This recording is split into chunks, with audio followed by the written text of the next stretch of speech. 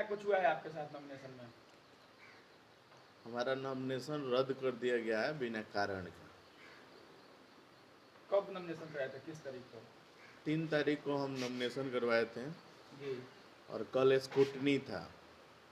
बिना किसी नोटिस का और बिना कारण का नॉमिनेशन रद्द कर दिया गया है। हमको 3 तारीख को बताया गया था, एक नोटिस भी दिया गया था कि आपको स्टाम्प साइज फ़ोटो 7 तारीख को 3 बजे तक आप कभी भी जमा कर सकते हैं।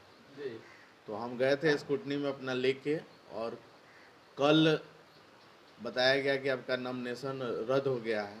हम पूछे कि कारण क्या है, तो कारण बताया जा रहा है कि आपका फॉर्म में यहाँ ब्लैंक है, और वो जो ब्लैंक बताया गया रहा है उसके नीचे लिखा भी गया है सब कुछ कि जैसे एजुकेशन के बारे में, तो सब चीज़ हम मैट्रिक कब किए हैं, इंटर कब, ग्रेजुएशन, पोस्ट ग्रेजुएट, सब के बारे में लिखा गया है, सभी की जानकारी दी गई है। दोष सिद्धि में भी लागू नहीं होगा लिखा गया है। पॉइंट 2 में फॉर्म कह रहा है लिखने का, उसको बताया गया है कि आप यहाँ भी 3 में भी लिखना चाहिए, और इसी वजह से नॉमिनेशन रद्द किया गया है। उसके बाद 2 आदमी से हमारा वकील आके मजिस्ट्रेट से बात किया, तो वो कुछ और कारण बताने लगे। हम अंदर डीएम से मिलने का कोशिश किए, तो हमको बाद में मिलवाया गया, तो उनसे पूछे तो वो कुछ और कारण बताने लगे।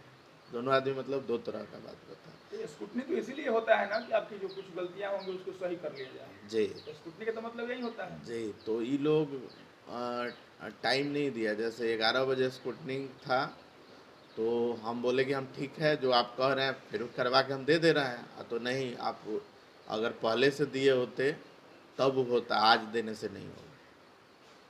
एक तरह से कह सकते हैं कि आपको चुनाव लड़ने से वंचित किया गया है। हाँ, रोका गया है। किसको दोषी मानते हैं? इसको दोषी, इसमें जाहिर सी बात है कि यहाँ की जो बड़ी पार्टी है, जैसे जनार्दन सिंह सिग्रीवाल और रणधीर सिंह, दोनों आदमी मिल गए हैं, और मिल की वजह से ये लोग जो भी पार्ट आदमी से ये लोग का हानि दिख रहा है कि उनके लड़ने से हमको वोट कम मिलेगा, तो उस व्यक्ति को ये लोग जानबूझ के अपने ऑफिसर को पैसा खिला के, घूस दे के, और नॉमिनेशन रद्द करवाया गया। हमारा ही नहीं, लगभग 13 आदमी का नॉमिनेशन रद्द हुआ है। मतलब और 13 हम आदमी केवल महाराजगंज में? जी। और सबसे बड़ी बात यह है कि एक हमारी ही पार्टी के वरुण कुमार दास हैं छपरा लोकसभा से, जो चुनाव लड़ रहे हैं, तो उनका और हमारा फॉर्म सेम टू पॉइंट मिलाया गया है, सेम भरा गया है। तो उनका सारण लोकसभा में उनका वैध हो गया, और वही वकील सेम फॉर्म भर के यहाँ दिया है, तो इसको अवैध घोषित कर दिया गया। तो सारण और महाराजगंज दोनों जगह का चुनाव आयोग का नियम तो अलग नहीं ना है, पूरे बिहार का चुनाव आयोग का नियम एक ही है।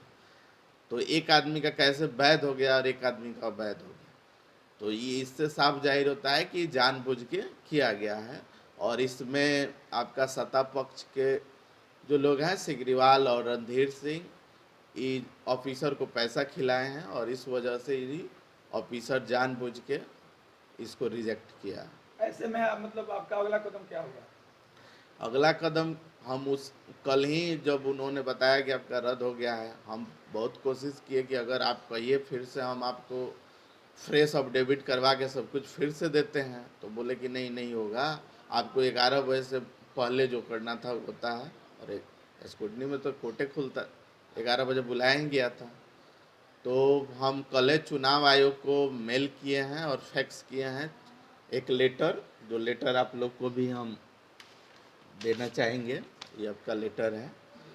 और उसके बाद हम ऑब्जर्वर्स जो चुनाव का होता है, उनसे हमारी आज का मीटिंग 10:30 बजे के है, तो उनसे भी हम मिलने जा रहे हैं कि क्या होता है। स्कूटनी में जब आपसे फोटो मांग गया था 3 बजे तक, फोटो ला के दिए थे? हाँ, लेके हम गए थे, तो लिया ही नहीं गया कि नॉमिनेशन आपका रद्द हो गया, तो अब क्या होगा। जब फोटो मंगाया गया और फिर उससे पहले रद्द कर दिया गया? हाँ, 11 बजे ही रद्द कर दिया गया था स्कूटनी के समय। 11 बजे उसको फॉर्म को सबका, जिनका जिनका रद्द हुआ था, सबको बाहर नोटिस टांग दिया गया था। इस लोकसभा के बड़े दो लोगों पे जो आप आरोप लगा रहे हैं, जी, क्या करिएगा आगे उनके साथ? देखिए, इसमें जो जिन पे हम आरोप लगा रहे हैं, वो जाहिर सी बात है कि वो करवाए हैं, वो खुद किए नहीं हैं। इसमें अगर देखा जाए तो ये ऑफिसर जो हैं यहाँ के, जो डीएम जिन्होंने हमारा नॉमिनेशन किया है, गलती उनकी है सारी, क्योंकि उन्होंने घूस लेके हमारा नॉमिनेशन रद्द किया। वो लोग तो करवाए हैं, तो हम चुनाव आयोग को इनके खिलाफ हम हाई कोर्ट तक में केस करेंगे और लड़ेंगे। ऐसे में अगर आप चुनाव लड़ते तो उन लोग को क्षति हो सकती थी, जी इसीलिए वैसा करवाया। जी, जो भी कैंडिडेट को लगा है, जैसे जिनसे बीजेपी का हानि हो सकता है, उनका चुनाव नॉमिनेशन रद्द किया है। जैसे वो लोग भी राजपूत समाज से हैं, हम भी राजपूत समाज से हैं, तो उनको ये लगा कि राजपूत का तो ही वोट ऐसे भी काटेंगे ही, इनका राजपूत का वोट तो मिलेगा ही। तो जो उनको डर था, इस हमसे मतलब डर के वो लोग हमारा नॉमिनेशन रद्द करवाए।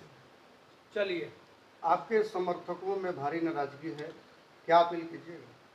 अपील यही करेंगे कि हम जनता से कि हमारे साथ धोखा हुआ है, ठीक है। हम को 1% भी ऐसा नहीं था कि हमको चुनाव नहीं लड़ना था, लेकिन हमको नॉमिनेशन रद्द करके हटा दिया गया, वंचित कर दिया गया कि चुनाव नहीं लड़े। तो हम जनता से यही कहेंगे कि अपील है मेरा कि फिर आगे चुनाव होगा तो हम आएंगे, चुनाव में चुनाव लड़ेंगे। तो हमारे लिए जो जनता है, आज भी हम जनता के बीच में रहेंगे, आगे भी। चुनाव से हमको रोका गया है, हम अपने से ना वापस लिए हैं और ना ही तो जानबूझ के रिजेक्ट किया गया है। इसलिए जनता हमारे साथ है और हमारे साथ रहेंगे, और जनता के साथ हम रहेंगे मिलके। फिर आगे जो चुनाव होगा उसमें हम फिर से आएंगे मजबूती के साथ। यही मेरा जनता से। ऐसे में अगर भाजपा के लोग आपका नॉमिनेशन रद्द करवाए हैं तो जी। अपने तमाम समर्थकों के साथ, जो उनके विरोधी दल के लोग हैं, उनके साथ आप जाइएगा? हम उनके विरोधी दल के साथ नहीं जाएंगे, लेकिन हमारे जितने भी हमारे जो लोग हैं हमारे साथ, जिनको नाराज़गी है, ये सारे लोग वोट नोटा को करेंगे, कोई भी किसी पार्टी को नहीं करेंगे, क्योंकि उनको कोई पार्टी पसंद नहीं। बहुत बहुत धन्यवाद।